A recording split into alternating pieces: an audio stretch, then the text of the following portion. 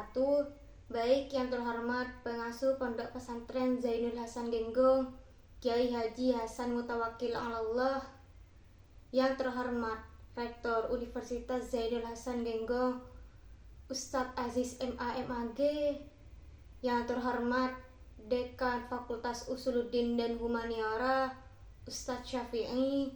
Yang terhormat Kaprodi Isai, Ustadz Gilang Ramadan, serta semua teman-teman yang menonton video saya. Sebelum saya mempresentasikan peta konsep saya, mari terlebih dahulu membacakan doa kepada para pengasuh yang telah mendahului kita. Bismillahirrahmanirrahim. Allahumma inni as'aluka wa atawajjahu ilaika binabiyika Muhammadin nabiyyi rahmati ya Muhammad ya Rasulullah. Ini tawajjahtu bika ila rabbi fi hajjah faqdoli. Allahumma inni as'aluka wa atawajjahu ilaika birahmati marhum Arif billah Kiai Haji Muhammad Hasan Syamsuddin bin Nuqaddin, Kiai Haji Hasan Syamsur Rijal, Nyai Haji Himamil Hafsawati, ya Syekh Hasan Syamsur Rijal, ya Syekh Haji Himamil Hafsawati.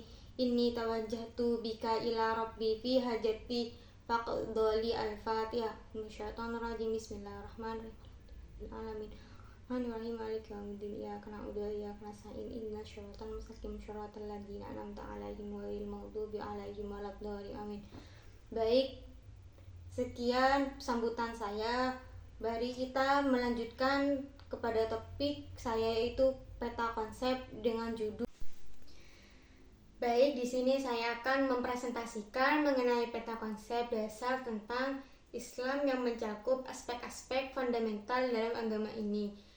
Baik, di sini agama Islam itu mencakup apa itu definisi Islam, tauhid, syariat, akhlak, sejarah. Apa itu syariat, apa itu akhlak, apa itu sejarah, apa itu ibadah, dan apa itu muamalah. Baik, pertama-tama yang saya bahas itu ialah Islam. Yang pertama itu adalah rukun Islam. Yang pertama rukun Islam itu ialah syahadat. Syahadat itu adalah bersaksi bahwa tiada Tuhan selain Allah dan Nabi Muhammad adalah Rasul kita. Yang kedua itu sholat. Sholat itu ibadah wajib yang dilaksanakan lima kali dalam sehari. Yang pertama itu subuh, zuhur, asar, maghrib, isya. Nah, yang ketiga itu puasa. Puasa sendiri itu ialah menahan diri dari makan, minum, dan hal-hal yang membatalkan dari fajar hingga matahari terbenam di bulan Ramadan. Jadi puasa itu wajib di bulan Ramadan selama 30 hari. Yang keempat ialah zakat. Zakat itu mengeluarkan sebagian harta untuk mereka yang berhak menerimanya. Jadi itu zakat termasuk dalam bentuk mensucikan diri. Yang kelima yaitu haji. Menunaikan haji ialah ibadah haji ke Mekah bagi yang mampu setidaknya sekali seumur hidup. Maksudnya haji ini mampu baik datang maupun perginya. Orang yang ditinggal juga masih mampu. Itu yang dinamakan mampu untuk berhaji. Yang kedua ialah rukun iman. Yang pertama itu iman kepada Allah. Iman sendiri itu maknanya percaya. Yang kedua iman kepada malaikat. Yang ketiga iman kepada kitab-kitab Allah. Kitab-kitab Allah itu mencakupi Al-Quran, Injil, Taurat, Zabur. Tapi kita sendiri kan di agama Islam itu sebagai pedoman hidup kita yaitu Al-Quran. Jadinya kita harus percaya kepada Al-Quran. Yang keempat, iman kepada Nabi dan Rasul. Iman kepada Nabi dan Rasul itu Nabi yang 25 itu yang wajib-wajib kita hafal dari Nabi Adam sampai Nabi Muhammad. Nah, yang kelima itu iman kepada hari kiamat. Jadi kita tuh harus percaya bahwasanya ada suatu masa yang semua dunia ini akan musnah. Bukan seluruh dunia, seluruh semesta alam di dunia ini yang Allah ciptakan itu pasti musnah, yaitu pada hari kiamat. Tidak ada kehidupan lagi ketika hari kiamat. Yang keenam, iman kepada qada dan qadar. Jadi kita tuh harus percaya dengan takdir, baik itu buruk maupun baik untuk kita. Jadi kita harus percaya dengan qada dan qadar Allah. Yang ketiga, sumber ajaran Islam. Sumber ajaran Islam itu ada 4. Yang pertama Al-Quran, hadis, ijma, dan qiyas. Al-Quran sendiri yaitu kitab suci yang menjadi sumber utama.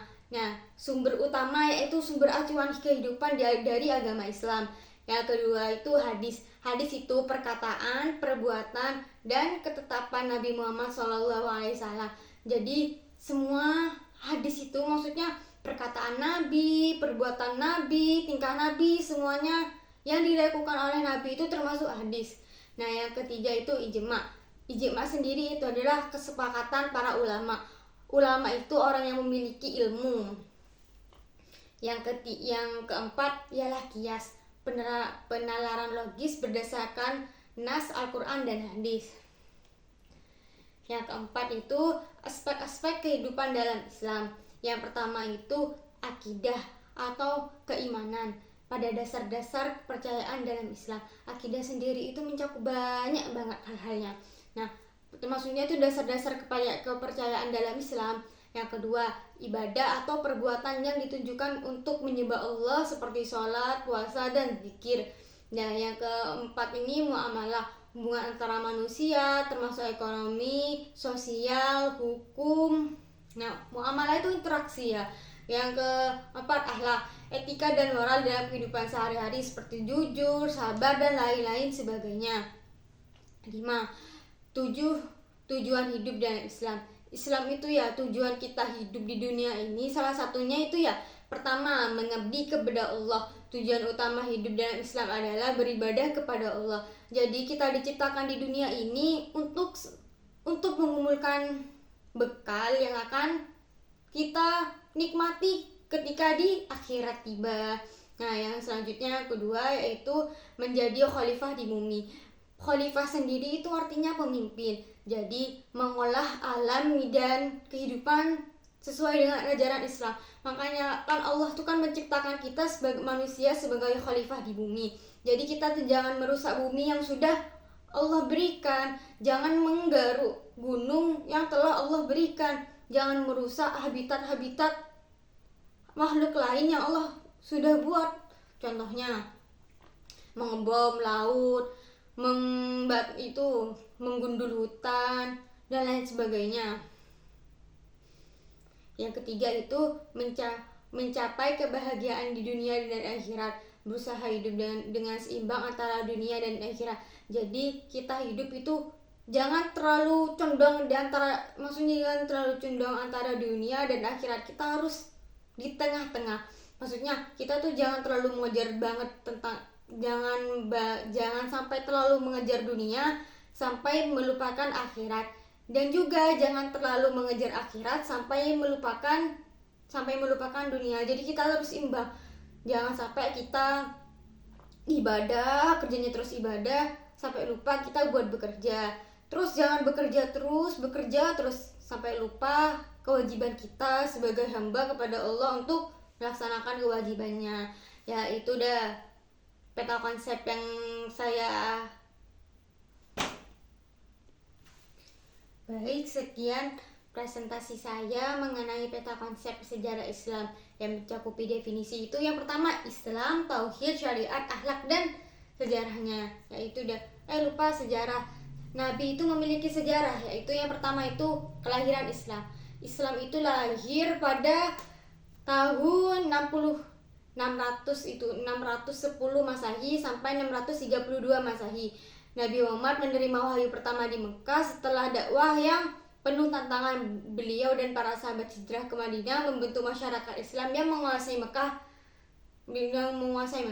Nabi wafat pada tahun 632 Masehi. Yang kedua, Khalifah Rasyid.